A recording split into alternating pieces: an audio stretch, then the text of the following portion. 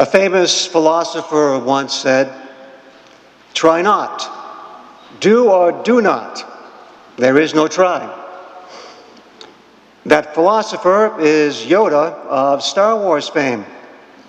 This diminutive, green, pointy-eared, raspy-voiced Jedi Master and mentor for Star Wars hero Luke Skywalker helps us understand the danger of our saying, "I'll try," when asked to do something. The fact is, either we will do it or we won't do it. There is no in-between that trying implies. Either we will help someone in need or we won't. Either we will forgive someone or we won't. Either we will make quality time with our family or we won't. Either we will be charitable or we won't. Either we will follow Jesus or we won't. Jesus and Yoda challenge us to choose. Choose one way or another. Don't be wishy-washy. Commit. Most of our choices are quite easy. We'll have bacon and eggs or oatmeal. Now, for me, the choice is rather easy. I'll take the former. But we all know we make many choices involving temptations that are very hard to resist. These temptations may haunt us daily, pursue us daily. The consequences of making the wrong and the tempting choice can be very severe, perhaps disastrous for us and for our family members, all those around us. Our first reading from the book of Sirach lays bare the almost daily choice that confronts us all. And Sirach gives us wisdom that we can embrace or we can ignore. He says, "God has set before you fire and water. To whichever you choose, stretch forth your hand. Before man are life and death, good and evil. Whichever he chooses will be given him. Keep the commandments and you will be saved. Trust in God and you'll live. God doesn't command anyone to act unjustly or to give anyone permission to sin." So Sirach reminds us. We make those choices. We choose to act unjustly or to sin. We choose the light side or the dark side. We choose good or we choose evil. In our gospel reading, once again, we hear about God's commandments, and one that is an attention grabber, especially for us men.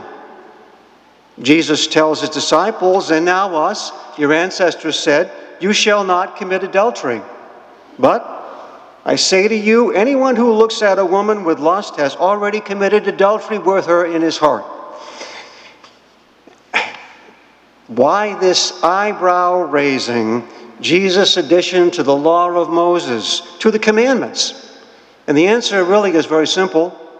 Jesus was a Jew who said he came to fulfill the commandments, not to abolish them. He didn't brush aside the commandments. He embraced them by fulfilling them and then going beyond. In fact, Jesus took every opportunity to expand upon and strengthen the law by hitting his disciples and now us right between the eyes with the proverbial 2x4. He took the commandments to another and to a higher level. He bold-faced and underscored the commandments with dramatic elaborations. In a way, Jesus said, "Do you hear me now? Do you get it?" Another example is given in the gospel, where Jesus told his disciples, and now us, "Your ancestors said, 'You shall not kill.' But I say to you, whoever is angry with his brother will be liable for judgment." Now, that's driving the point home. Thankfully, we usually don't kill, but we sure do get angry, and many times. For the past week, we've witnessed a choice that many nations of the world have made. And it's a choice to promote good and not evil, to stretch their collective hands into the water and not into the fire.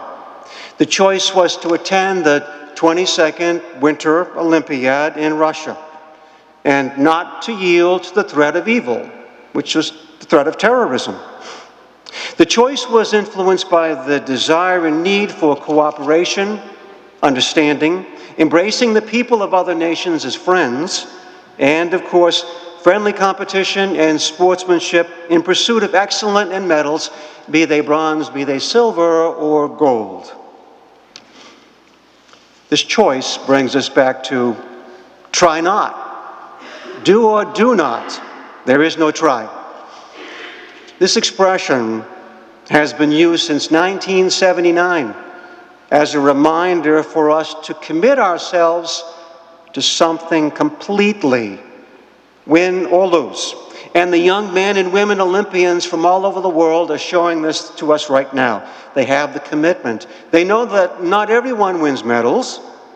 These athletes help us realize that all we need to do is try our best, to challenge ourselves to excel and then accomplish things that we think are impossible. And this goes for our faith as well. We try to love God. We try awful hard.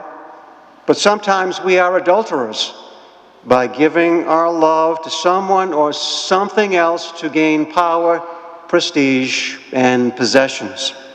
We try to follow Jesus, but sometimes we stray and go down the wrong path. We try to follow church teachings, but sometimes they seem too restrictive and out of touch with today's culture, with the 21st culture, today's world. We certainly know that what's important is we try, and then we keep on trying. In our own Olympic competition that we call our lives, most of us strive for gold medals. We may fall short and get bronze or silver, but if we don't make it to the medal stand, that's okay too. What matters most to God and for all of us, what matters is to be in the game and to play well by keeping the commandments and then by going the extra mile asked of us by our coach, Jesus Christ. Recently, Pope Francis asked us to go the extra mile. Consider his statement in his apostolic exhortation called The Joy of the Gospel. He said, just as the commandment, thou shalt not kill, sets a clear limit in order to safeguard human life, today we also have to say, thou shalt not, to an economy of exclusion and inequality. Such an economy kills. How can it be that it is not news when an elderly homeless person dies of exposure, but it is news when the stock market drops by 2 points?